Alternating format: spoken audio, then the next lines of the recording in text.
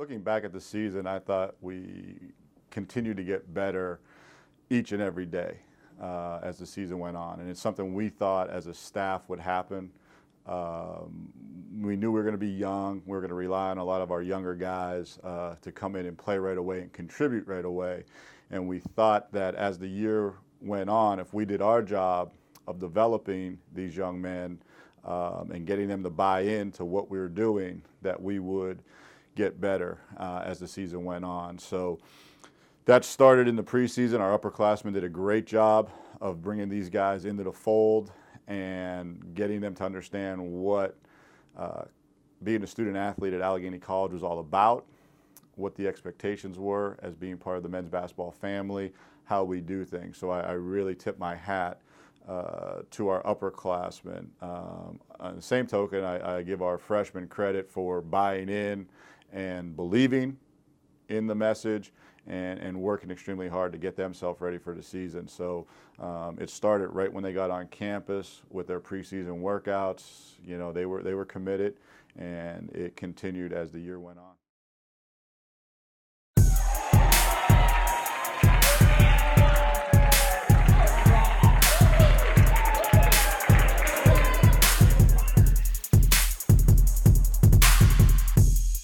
So welcome to the James H. Mullen Arena here at Allegheny College.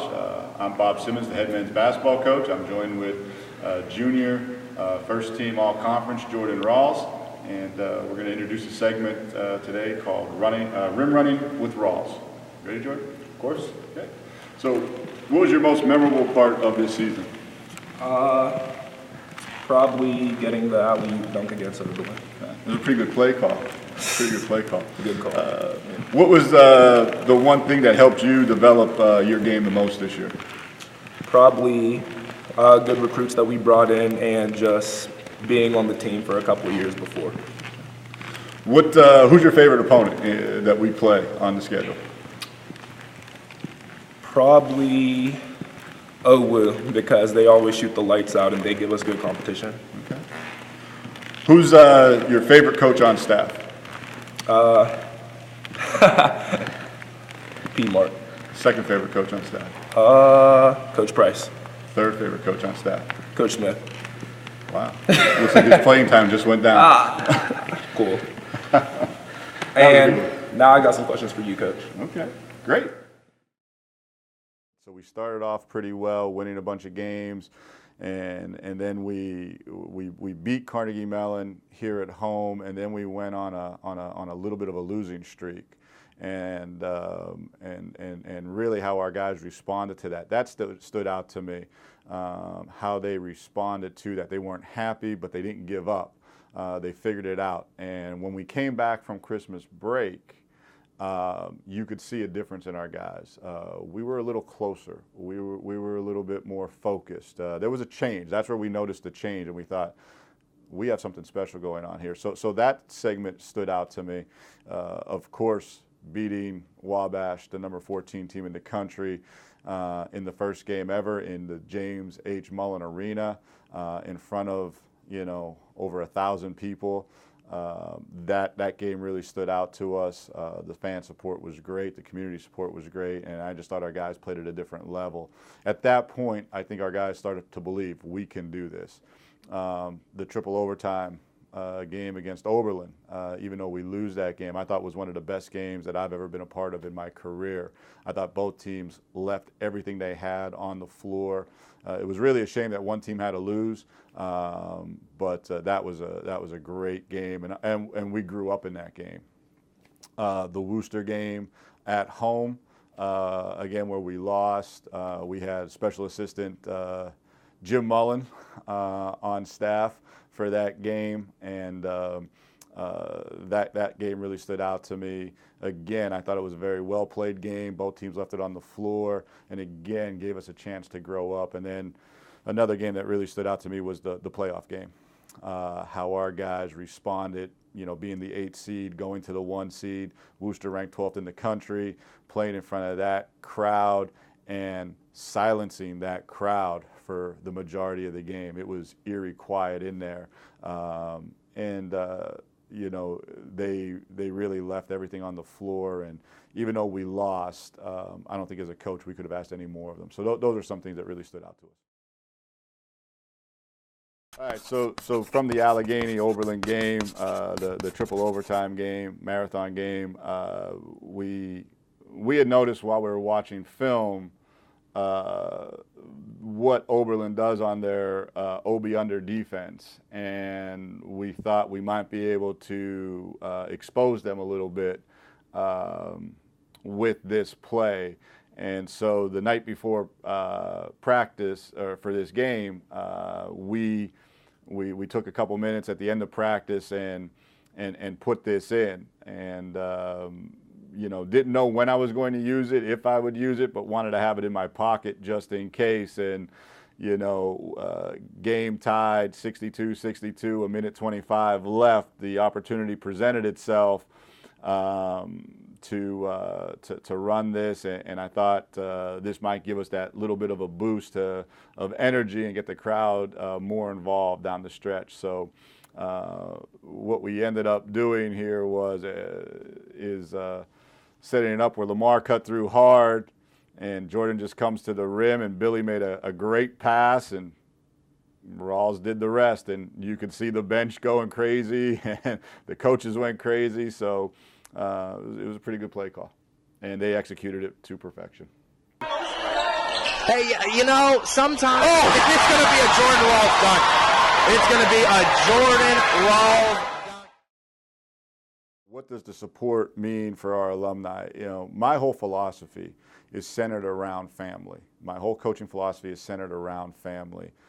Our mantra is we plus us equals family, and we truly believe that.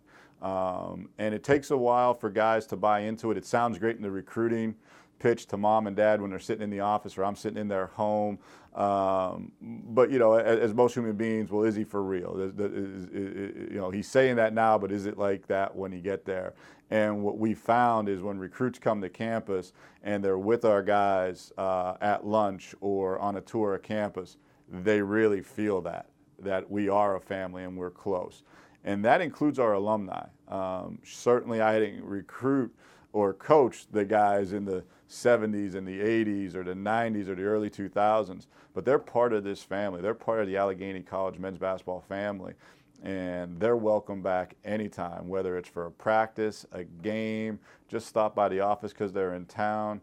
They're really important to us because they've been here, they've done that, they're off, they're successful. It's great for our guys to be able to see that look what this Allegheny degree can do for you, look what it did for this gentleman. And those people can help our guys. So bring it back to 97, 98, 98, 99 teams was long overdue, and I'm glad we did it. I think they had a great time. I know our guys had a great time. Some of them were at the film session and shoot around in the morning at 10 a.m. To see how we do things now. Then they went for breakfast with our guys and had a chance to interact with our guys before the game. There was too many of them back to bring them in the locker room. It might have been a fire code violation, so we just had them sit behind the bench, and they were right there behind the bench, and it felt like they were in every huddle because where they were at. And then having the chance for our guys to go to the reception after the game and mingle with them and hear their stories and connect with them was really great. And for me to spend time with each of those guys and hear about their experiences or some of the recruiting stories from Coach Ness about them. And the one thing I took from Coach Ness was the relationship that he had with those guys was as strong 21 years later as it was when he was recruiting them. And that really stood out to me that, I hope in 20 years when these guys come back, we can still have that relationship. That was really impressive.